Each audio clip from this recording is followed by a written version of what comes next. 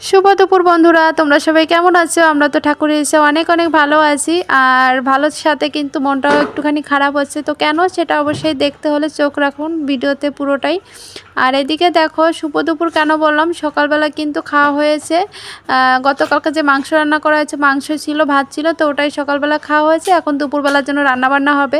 তো এদিকে রান্নাবান্নার জন্য আমি সবজিটা কেটে দিচ্ছি। সবজি কাটতে তো আমার ভীষণ ভালো লাগে বরাবরই, ওই জন্যই কিন্তু মা এখন রান্নাবান্না করবে। এদিকে আমি সবজিগুলো কেটে কুটে দিলে মায়েরও একটু সুবিধা হবে।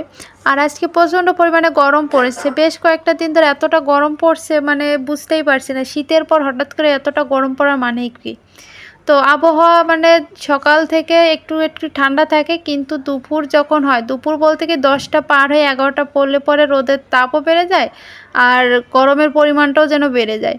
তো যাই হোক, এদিকে সবজিটা কেটে দিচ্ছি যাতে মা তাড়াতাড়ি দুপুরের আগে রান্নাবান্না করে নিতে পারে। দুপুর আর রাতের দুবেলা রান্নাই হবে। আর এদিকে কাটা হয়েছে লাউ দিয়ে, মাছ দিয়ে একটা তরকারি করা হবে।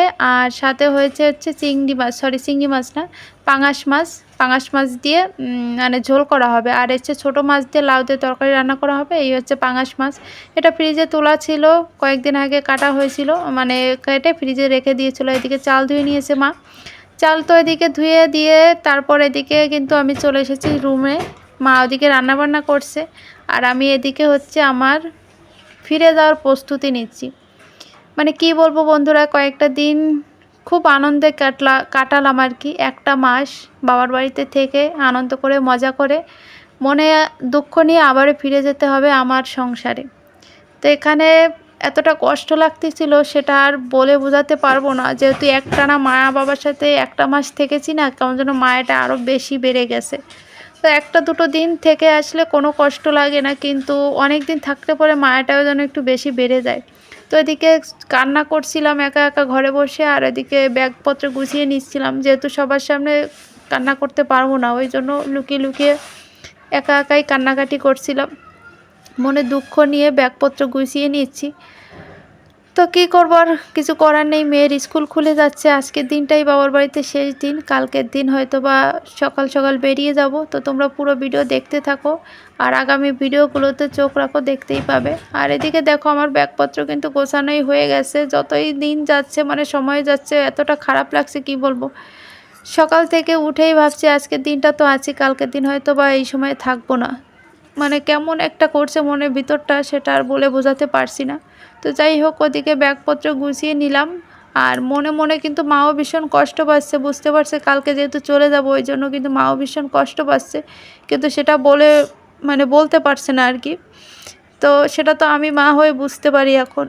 তো যাই হোক, দুপুরবেলা কিন্তু রান্নাবান্না খাওয়া দাওয়া সবই হয়েছে, একটুখানি ঘুমিয়েও নিয়েছিলাম। আর বিকেলবেলার দিকে বাবা আবার এদিকে তরমুজ নিয়ে এসেছে, যেহেতু আমরা কালকে আবার চলে যাব, আর এবছর আর তরমুজ খাওয়াতে পারবে না, ওই জন্য কিন্তু বাবা আবার একটা তরমুজ নিয়ে এসেছে, যে নাতি চলে যাবে, মেয়ে চলে যাবে, তো ওই জন্য আবার এনেছে। তো আমরা এখন কেটে নিচ্ছি, আমি কেটে নিয়ে তারপর সবাই মিলে আবার একসাথে বসে খাবো।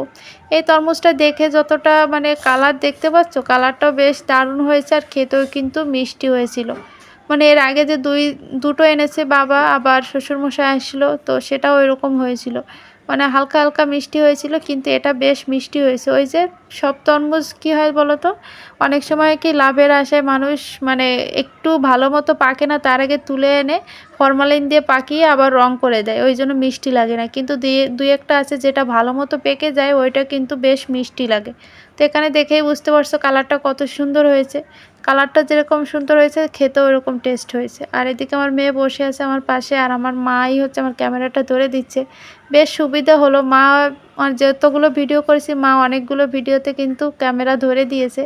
আর এখন সন্ধ্যা হয়ে গেছে, এদিকে চারপাশে দেখতে পাচ্ছ ঘুটঘুটে অন্ধকার, কারেন্টও নেই। আর এদিকে বিদ্যুৎ চমকাচ্ছে প্রচণ্ড পরিমাণে, মেঘ ডাকছে, ওদিকে বজ্রপাতও হচ্ছে, কিন্তু বৃষ্টি নেই, হালকা হালকা বৃষ্টি পড়ছে। আর এদিকে মায়ের উঠোন ভর্তি কাঠ ছিল, সেই কাঠগুলোই আমরা এখন সবাই গোছানোর চেষ্টা করছি, যাতে বৃষ্টিটা আসার আগে গুছিয়ে এক জায়গায় রাখলে পরে ভিজে না যায়। কারণ এই কাঠগুলো একদমই শুকনো কাঠ, যদি বৃষ্টিতে ভিজে যায় একদম নষ্ট হয়ে যাবে। শুকনো কাঠ ভিজাতে কারই বা ভালো লাগে বলো। তো চলো বন্ধুরা, আজকের ভিডিওটা এই পর্যন্ত।